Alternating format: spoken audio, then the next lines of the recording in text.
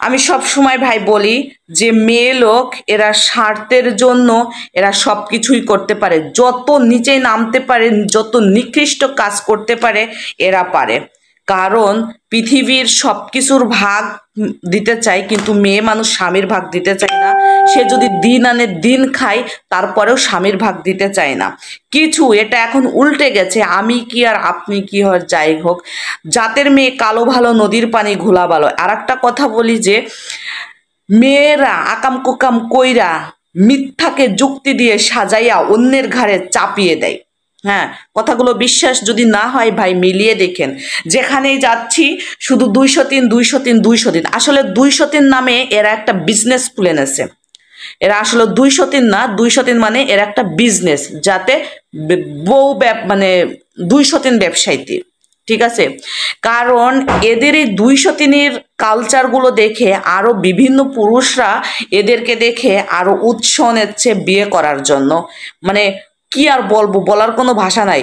তার বউকে এটাই বোঝাচ্ছে পরকিয়া করলে যে অমুক যদি পারে, সমক যদি পারে, আহাত যদি পারে, আখি যদি পারে, তৃষা যদি পারে, তা তুমি পারবা না কেন?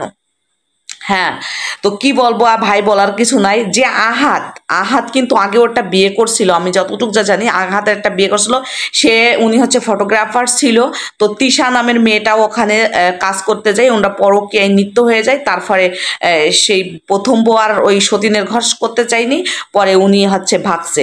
এবার তিশার সঙ্গে আর বড় বউর সঙ্গে যুদ্ধ লেগে গেলি, উনি হচ্ছে কথা রাখছে যে তুই কখনো একটা মেয়ের সাথে সংসার করতে পারবি না। হ্যাঁ, তখন উনি আবার অনলাইনে স্ট্যাটাস দিয়েছে আমার স্বামীকে বিয়ে করাইবো। মানে মেন কথা হচ্ছে কি ভাই জানেন, যতটুক যে আমি শুনলাম যে উনরা হচ্ছে প্রথম ওনাদের অনেক অনেক ভিউ হইতো, যখন ওনরা ভিডিও করতো, মনে করেন যে 10-15 লাখ, ওনাদের কোনো ব্যাপারই ছিল না। তখন ভাবলো যে কি বুদ্ধি খাটানো যায়, তখন ওই যে রাস্তা থেকে যে আখি নামের মেয়েটাকে তুলে এনে বিয়ে করাইয়ে, মানে কয়দিন এত ঢলাঢলি এত কসলা কসলি করার পরে ভাই এখন যে কি শোনা যাচ্ছে। তা মাঝে মাঝে আমি ভাবতাম এইগুলো ভিডিও দেখে আমার স্বামীও আবার বিয়ে করতে চাই কিনা, কিন্তু সে ভাই এমনি বলতো, কিন্তু বলার সাহস পাইনি। আর আমি ভাই বলছিলাম যে তুমি যা কও আর তাই কও, পৃথিবীর সবকিছু দেবো, কিন্তু আমি স্বামীর ভাগ দিতে পারবো না। তুমি আমার দিন আনো দিন খাও, তাও কোনো সমস্যা নাই। তো যাই হোক, মাঝে শুনলাম কি যে হচ্ছে বড় বউ তিশাকে কিসি একটা ধরছে। হ্যাঁ, সে আর কখনো লাইভ টাইভে আসবে না, ভিডিও করবে না, মানসিকভাবে একটু অসুস্থ আছে, সে কিছুদিন পরে আসবে। এখন ভাই উল্টাটা হয়ে গেছে। ঠিক আছে, বড় বোর মানে মেজো বোর চাহিদা মিটাইতে যাইয়ে বেটা 50 লাখ টাকা দেনা হয়ে গেছে। এবং ওনাদের ফ্যামিলিগতভাবে কি গ্যাঞ্জাম ফ্যাসাদ লাগিয়ে, ছোট বউ একটা মনোমানে গ্যাঞ্জাম ফ্যাসাদ লাগিয়ে, ভাই অত কিছু তারা আমি জানি না। ওনার যে তিশা মেজো বোর পরিবার সহ, তিশা সহ চলে গেছে কক্সবাজার ঘুরতে। মানে কি আর বলবো, বলার কোনো ভাষা নাই। এবার আখি মেয়েটা চলে গেছে তার বাবার বাড়িতে।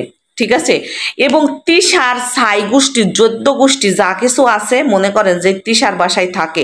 কিছুদিন আগে আমরা দেখছি তিশার ভাইকে একটা মাইয়েকে ধরিয়ে এনে দেখলাম, মানে বোনের বাড়ি বিয়ে হচ্ছে। ভাই এগুলো আমি কোনোদিন দেখি নাই। কি বলো, ছোট মনের নিকৃষ্ট যারা আছে তারা এরকমের কাজ করে, মনে হচ্ছে এটা ফকিন্নি। মানে এদের কি বলবো, আসলে কোন ভাষায় কথাগুলো বলবো আমি ভাষা খুঁজে পাচ্ছি না।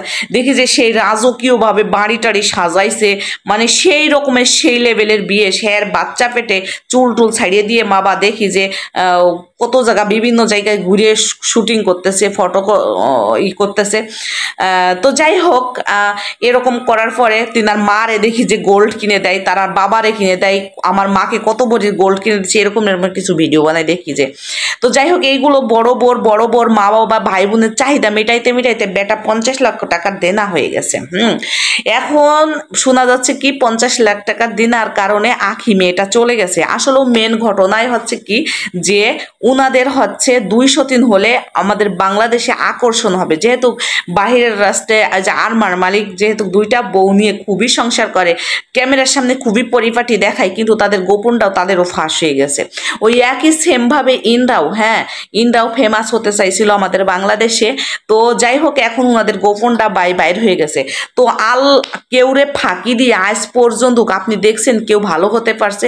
ফাঁকি দিয়ে হয়তো বা ক্ষণিকের জন্য ভালো থাকে, ভালো খায়, ভালো পরে, কিন্তু তার অবশেষে এমন পরিণতি, এমন পরিস্থিতির ভিতর পড়ে যে তার দিক থেকে একটা কুত্তায়ও মুখ ফিরিয়ে নিতে ভাই। তো আখি মেয়েটারে আমি বলবো যে মাশাল্লাহ, আসলেও সহ্য করা যায় না। আমাদের স্বামীরা যদি একদিন আমার সঙ্গে যদি 20 মিনিটের জন্য ঝগড়া বাঁধায় কথা না বলে, তাই মনে হয় যে কলিজাটা ফেটে যাচ্ছে। বা আমার স্বামী যদি অন্য পুরুষের সঙ্গে হাসি মুখে একটা কথা বলে, তাই মনে হয় যে জীবন থেকে চলে। আর তার পাশে নাকি অন্য মেয়েকে, তিশান মেয়েটাকে নিয়ে জড়াই ধরে শুয়ে থাকতো, তাকে মানে আরো বিধি গেছে। এগুলো আসলে স্বামী স্ত্রীর ব্যাপার, আমরা সবাই জানি, এগুলো আসলে বলতে চাই না। কিন্তু তিশা মেয়েটা আখির সঙ্গে যে 2 নম্বরই ছিটারি বাটপারি করতেছে, এটা ঠিক হচ্ছে না বোন। আমরা চাই যে বিয়ে যেহেতু করছো, আমাদের ইসলাম শরিয়াতে সবকিছু মিলেমিশে থাকো, যাতে আমাদের সমাজটাও ভালো থাকে। তোমাদের জন্য আমাদের যুব সমাজটাও নষ্ট হয়ে যাচ্ছে, ঠিক আছে? এই সতীন ব্যবসাটা বন্ধ করো, আমাদের মতন কিছু মেয়েদেরও কপাল পুড়বে তোমাদের এই কীর্তি কাহিনী